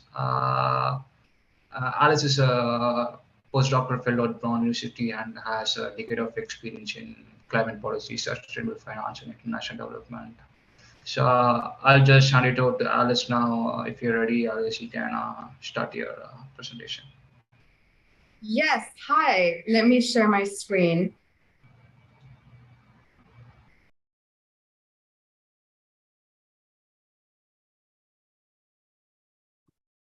Can you see my screen and hear me? Yeah, it's good. Okay, fantastic. Well, thank you so much for having me, and good afternoon, everyone. I'm delighted to be here. So I'll be talking about climate innovation policy, and one thing I'd like to do is to give you a mental model for how climate innovation policy is made and how AI can fit into this. Moreover, I would love for you to understand that the transition to a low carbon economy and capitalizing on AI is going to require systemic shifts in the economy. So the argument that I'm making is that if AI is the hardware of innovation, then policy and regulatory frameworks are the software. And moreover, I'd like to give you a high-level overview of the various policy levers to enact change. So first, I want to zoom out and offer a historical perspective on how we can think about the role of AI in tackling climate change. While the groundbreaking recent innovations in AI recently can seem unprecedented, the past can actually teach us quite a bit about how technical innovations can percolate throughout an economy and lead to profound and durable changes. So the invention of the steam engine and other devices catalyzed the Industrial Revolution, a period of rapid changes where economic output grew much faster and which marked a shift from agrarian societies to economies based on industry and manufacturing. So of course, there are huge inequalities in this period, but collectively global standards of living improved in industrialized countries. The problem, of course, is that this gain in human welfare was powered by fossil fuels. So fast forward to the present, and we are at a critical juncture in human development, a time which promises wondrous advances in our technical abilities thanks to AI, but which is also marked obviously by existential peril due to climate change. And so the vision here is a world where economic activities are powered mostly by zero or non-carbon technologies, where economic growth is broad-based and shared equitably. Basically a world where sustainable development is realized. But we're not there yet. And so I invite you to think of the decades ahead as having parallels with the Industrial Revolution, in the sense that the green transition is also going to be a period of rapid innovation and deep societal changes. So let me give you a thought experiment or something to ponder. So if capitalism, the system of production and consumption which underpins our societies in the last 250 years is mostly responsible for climate change today, right? Because industrialization was fossil fuel based. What do you think? Can this same system help us find the answers and the solutions, the political solutions to address the problem? There is no right or wrong answer. This is just something to ponder, and it's a big overview question, which helps you think about how policy interacts in practice. Okay, so the agenda for today, broadly, I'd like to speak about what type of innovation we need for the green transition, where it comes from, and then what types of policies and incentives can spur this innovation for the green transition. So let's get a sense of the challenge ahead in order to deliver on this vision of the green transition. The science is unequivocal, and we know that in order to avoid catastrophic climate change, we need to take rapid action to cut emissions. Otherwise, if we keep the current status quo, we're on track for 3.2 degrees of warming. And so whether the goal is to limit warming to 1.5 or 2 degrees relative to pre-industrial levels, we need to get to net zero collectively. So climate scientists run thousands of integrated assessment models in order to come up with the emissions pathways and trajectories that keep us within target. But on the whole, they agree that emissions need to be at net zero. And the difference between the two temperature targets is the date at which we achieve net zero, either mid-century or a bit later. So in any case, achieving the 1.5 target requires emissions reductions that are fast, deep, and immediate, and across all sectors. So this in turn is going to hinge on a massive push in the development and upscaling of clean tech. And so this is especially the case because 1.5 degrees emission pathways, those models all have in common that they have some form of carbon removal from the atmosphere in order to stay within that carbon budget. The issue is that those technologies are not commercially available at scale yet. And so we also know that even though agriculture and forestry are really important, they're not going to compensate for any delay in mitigation. So the challenge is pressing, it's large, and it's immediate. So what type of tech do we need? The nature of the technical challenge varies across sectors. Some sectors are much easier to decarbonize than others, and there are differences within sectors as well. For example, decarbonization of personal automobiles is going ahead, while decarbonizing heavy transport and aviation is still a challenge. Moreover, low carbon technologies are also at different maturity stages, with, for example, much more progress on hydrogen, which is now looking to be cost competitive with carbon-based fuels, whereas the type of synthetic fuels required for sustainable aviation are still under development. Notwithstanding those differences, the landscape of climate tech today is such that we broadly already have the existing tech for most of the emissions reductions required by 2030. The challenge now is of an economic and regulatory nature, where what the tech needs is to be broadly adopted by the market, to be deployed at scale, and needs to be cheaper than fossil fuels. Because by 2050 onwards, the challenge is also that we just don't have the technical solutions yet.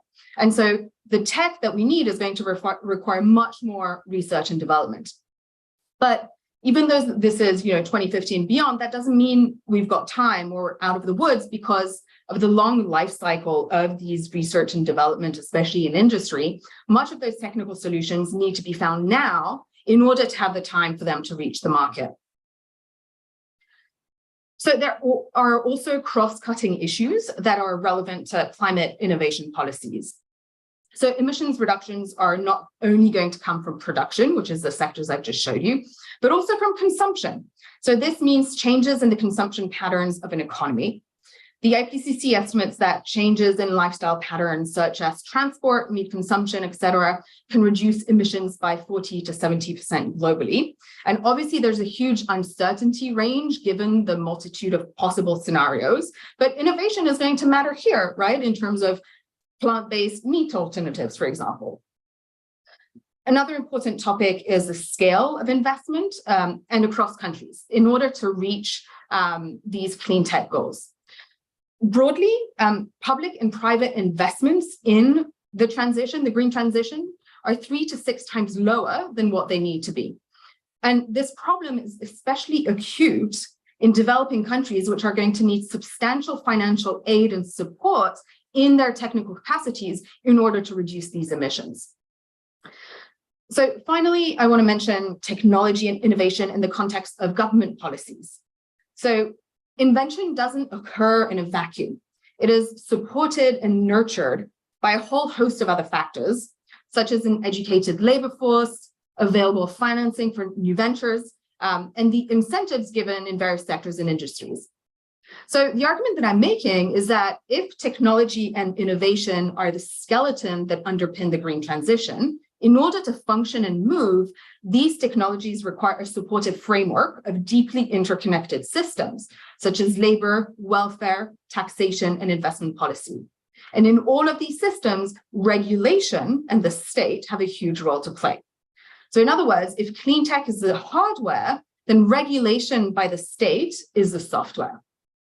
So in this talk, a key concept and a key takeaway that I hope you take is that the role of the state has a huge role to play, and there's actually much more government intervention in markets that we've seen. So as I said, innovation doesn't occur in a vacuum, but there's actually a lot more government intervention that is present in order to nurture this innovation.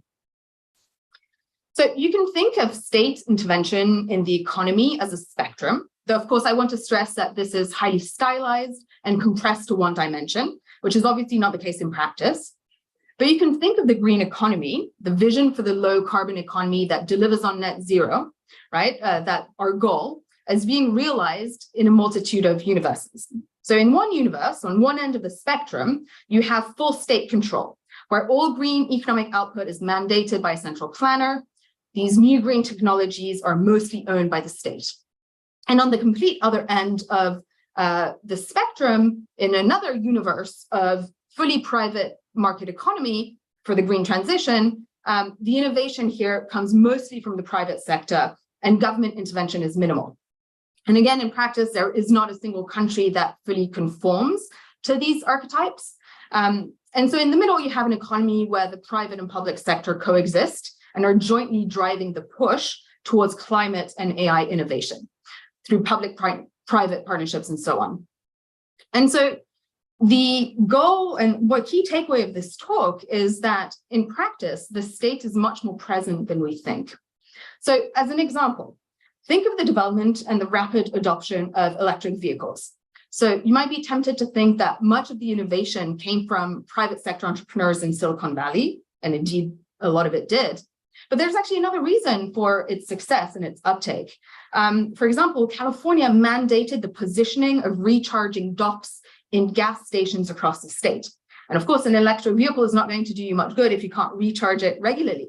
So that's just an example of the little policies and the little changes enacted by the state that can actually make a big change in the speed at which a new technology is adopted. So how do we build a low carbon economy? How do we deliver on this green transition vision? Broadly, we need two things. We need to stop using fossil fuels, and we need to start using renewable and low carbon technologies. So basically, it's all about demand and supply. We need to increase the demand and supply of low carbon and decrease the demand and supply of fossil fuels. So what this requires is systemic change across all sectors of the economy. The point is, though, what I'd like you to focus on is that we don't just need to disengage from fossil fuels, we also need a viable economical replacement. So a lot of the policy talk has historically been focused on emissions reductions, but we actually also need to actively build this vision of what the climate future looks like and how we get to, how we deliver on this vision through innovation and technology. So there are three main areas that can power this shift towards renewables and which are motors for innovation. So obviously on a basic level, you need to develop and invent this new tech. Then you need to pay for it, which is where investment and finance come in. And finally, you need to have some laws or regulations that either implicitly or explicitly encourage the uptake and the adoption of this new tech. So some of it is just good business practice. So think back to the private versus public spectrum. Some of these technologies just make good business sense, where the market itself will take care of the development financing, and deployment. So for example, the rapidly falling cost of solar photovoltaic means that it's much more competitive than fossil fuels in many, many applications. And so in that case, you're leaving money on the table if you're not participating in this. And so by itself, the market functions quite well. But at times, the market needs a push. And this is where the role of policy and software for climate innovation comes in. So remember, if climate tech is the hardware, we also need appropriate incentives and frameworks in place to not just develop the science in the first place, but also to make it economically attractive and then to reduce barriers towards the adoption of this tech.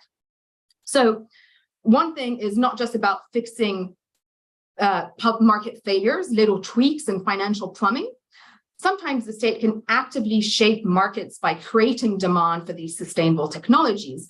For example, by mandating a certain standard of renewable energy in the energy mix.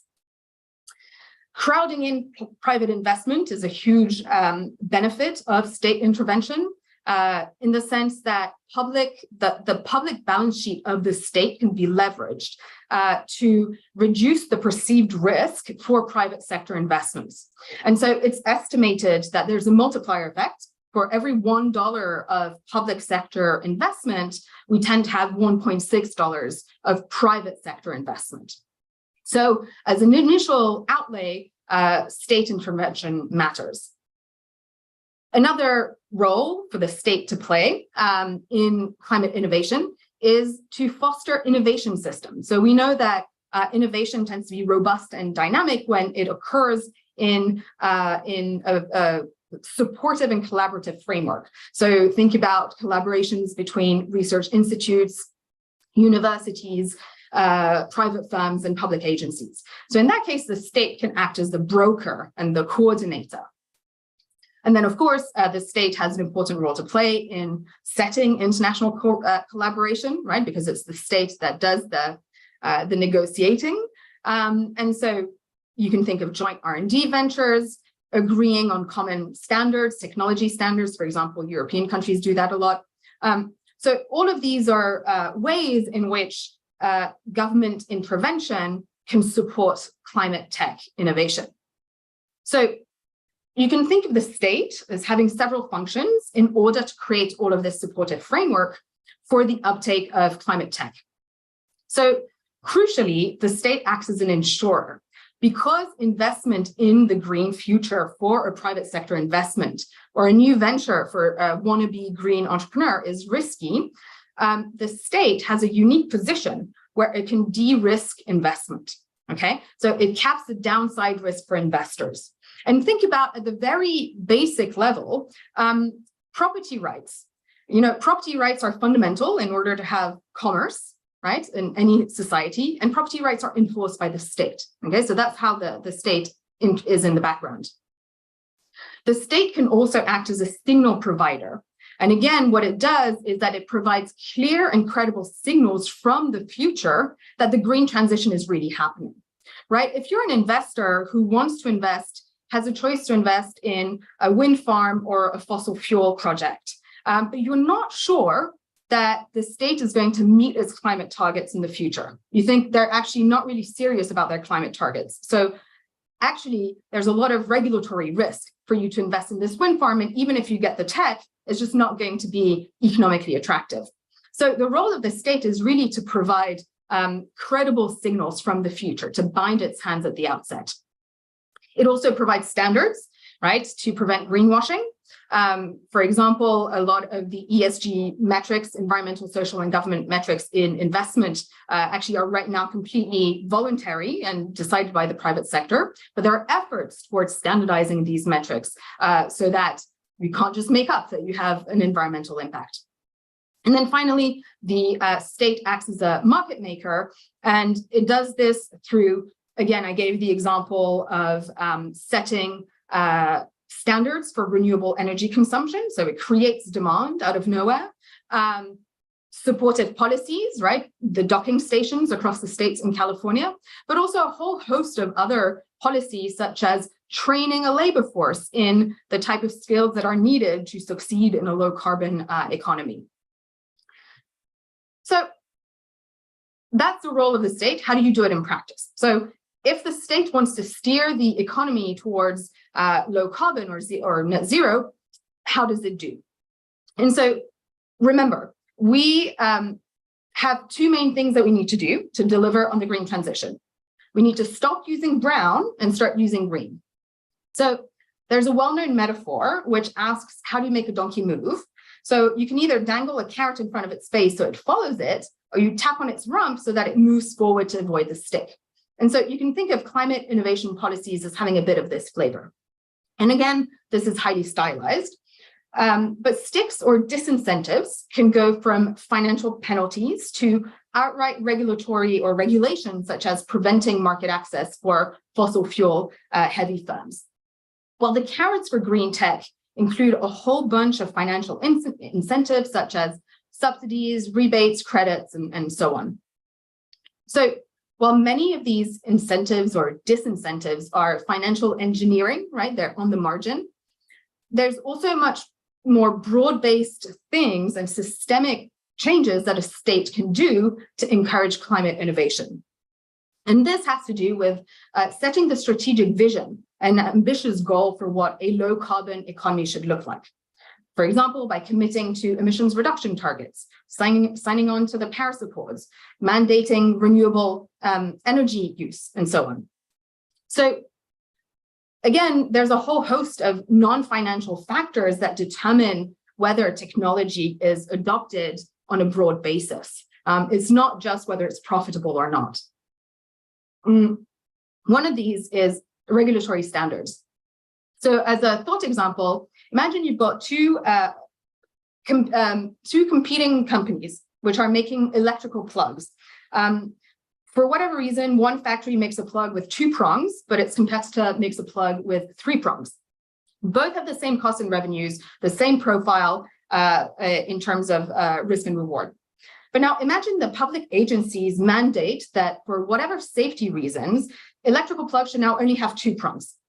So then the firm that makes the plug with 2 prongs is going to win market share for entirely non-economic reasons that have nothing to do with competitiveness.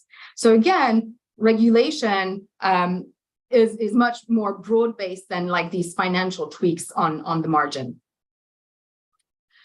So let me briefly touch on one of the most widely used sticks in climate policy, which is carbon pricing.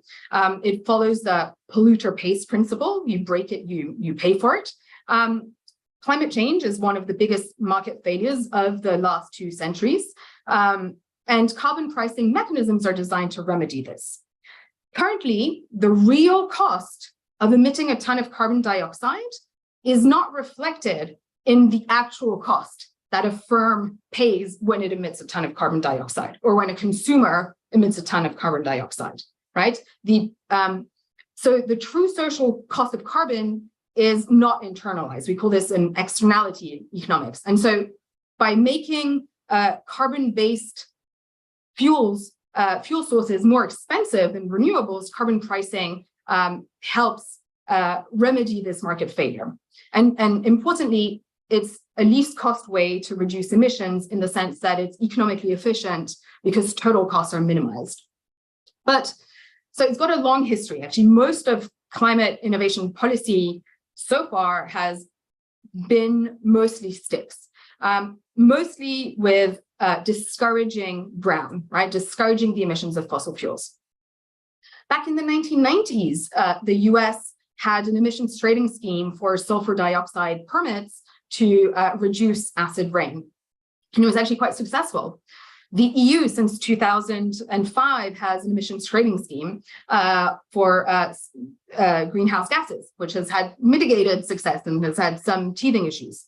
About 27 countries have carbon taxes or some form of carbon pricing mechanism today. Rather, around 60 countries have some form of carbon pricing mechanism, and then 27 have got carbon taxes. But recent policy development are actually turning more towards the carrot side of the coin, towards the, well, hey, it's not just about discouraging fossil fuel. We actually need to deliver on this vision for a low carbon future. So The Inflation Reduction Act in the US, which I'll use as an example later, has a whole bunch of subsidies for green tech and climate innovation. And the European Commission just passed the net zero plan part of its Green Deal, which again is designed to provide subsidies for green tech so that European firms are no longer at a disadvantage following the passage of the IRA in the US. So the European countries grumbled quite a bit, complaining about unfair subsidies for American companies in the sort of climate tech space. But so that's the so that's what's been done, and so another side of the coin is finance and investment and the carrots.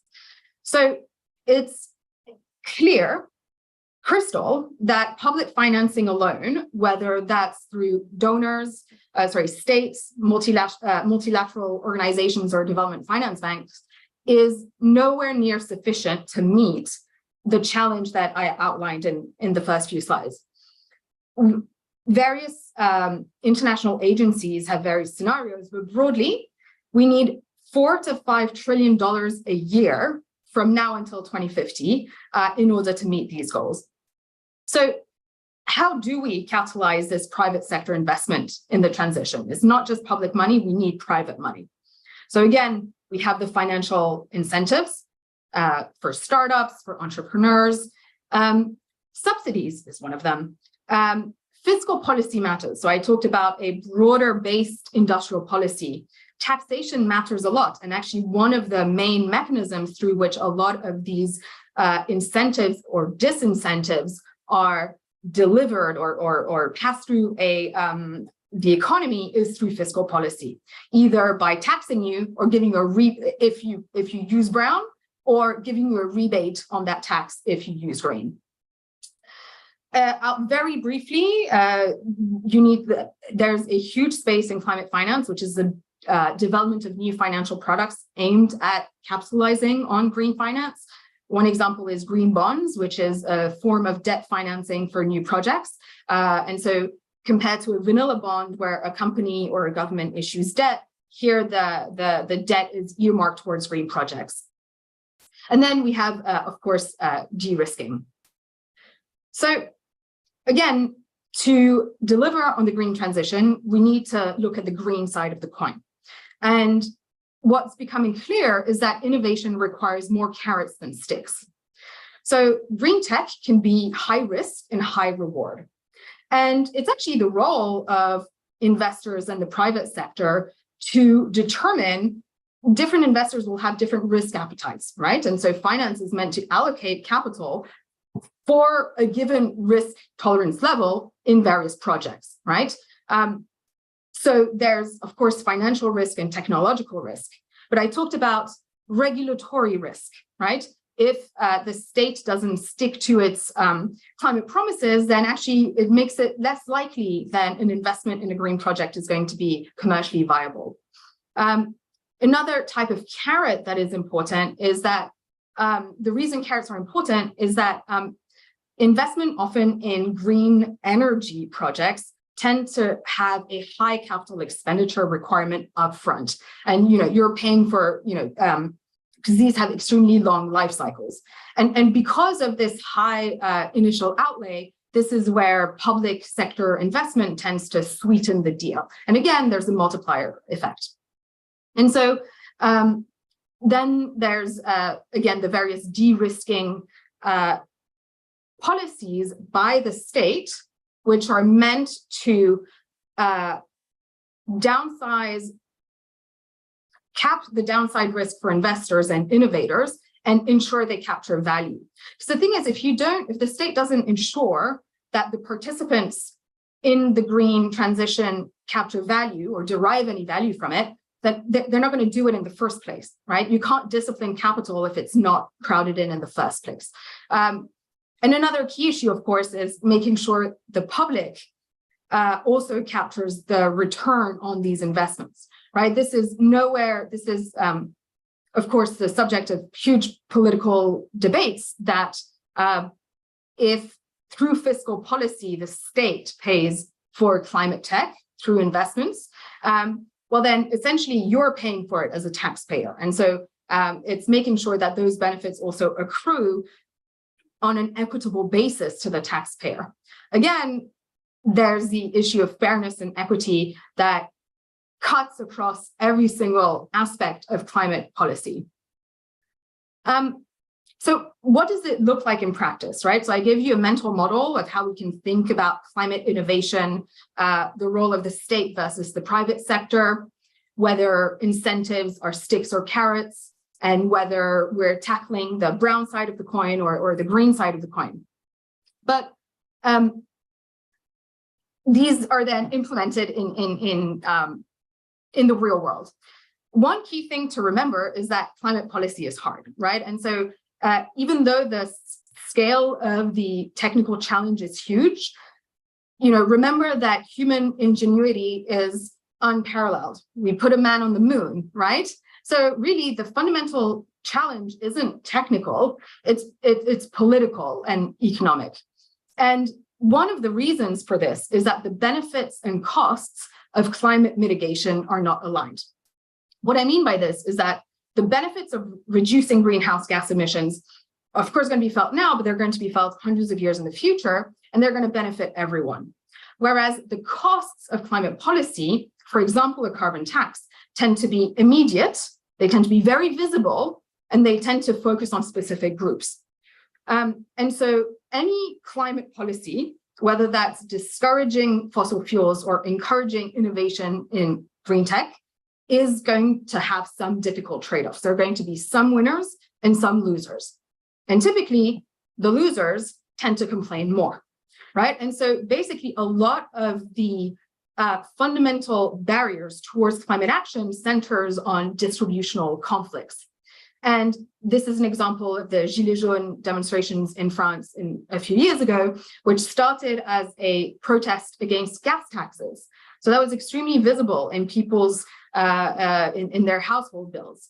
And again, remember that climate is a social and economic, well, it's a social problem, it's a political problem, disagreements about what is fair broadly, whether that's on an intergenerational basis or across countries. And so it stands to reason that there are going to be legitimate disagreements on how those policies are implemented.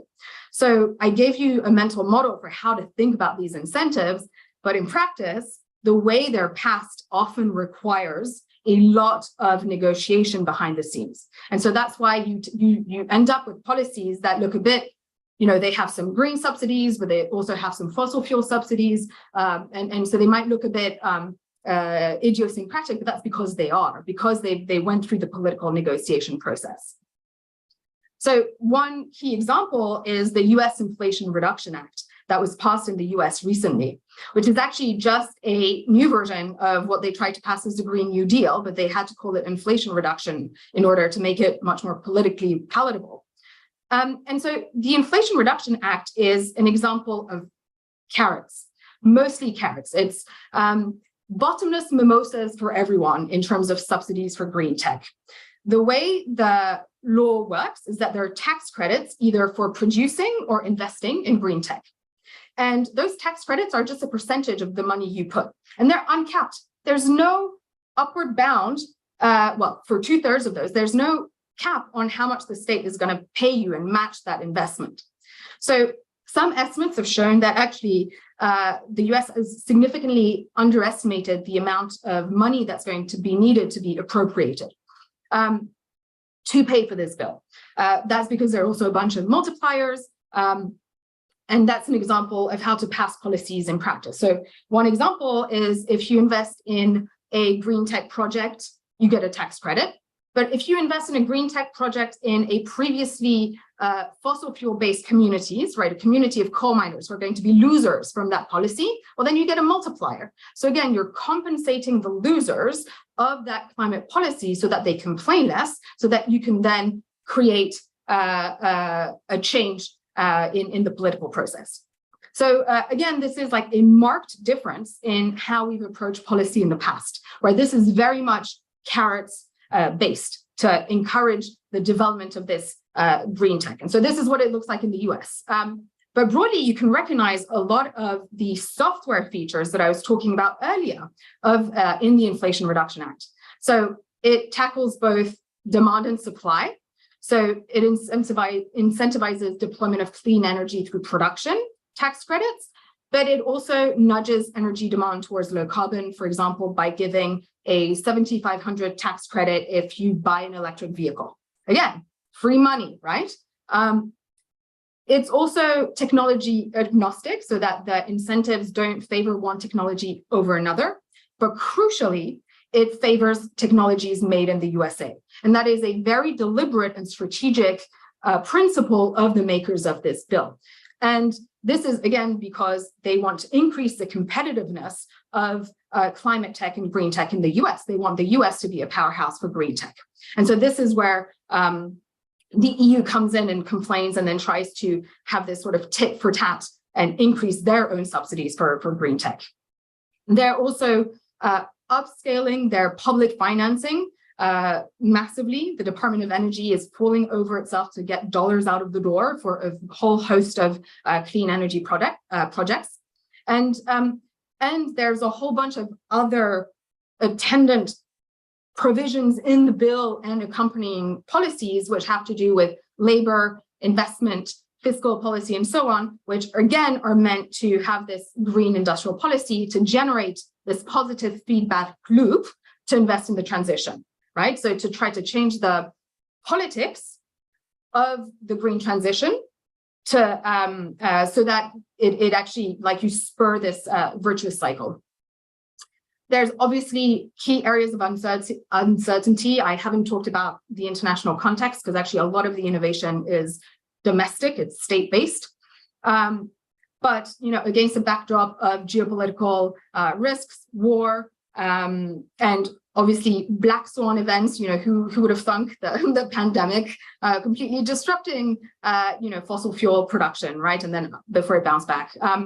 A key area of uncertainty and where, in terms of innovation policy, is the relationship with China, because China is actually making most of the raw materials for solar and wind. And so the supply chain for this green tech is absolutely reliant on China. And so a lot of the US tries to incentivize domestic manufacturing of those materials, but it actually doesn't have the infrastructure. So decoupling means that there are foreign policy considerations of how a country wants to, will negotiate with China, but actually climate is a huge consideration as well. And so you might want to decouple from China, but you actually can't because all these countries are dependent. And then, of course, there's the devil in the details for how policy is implemented in practice. How the sausage is made is hugely important and has huge consequences for whether a policy is successful, right? Remember the example of the charging docks. So to conclude, let me give you a few conjectures. So I have a very bullish outlook as we stand on the cusp of this green transition. I think there is potential for extreme optimism where we do deliver on this, utopia. But there's also, the chance for very, very different outcomes, and we really don't know what it is.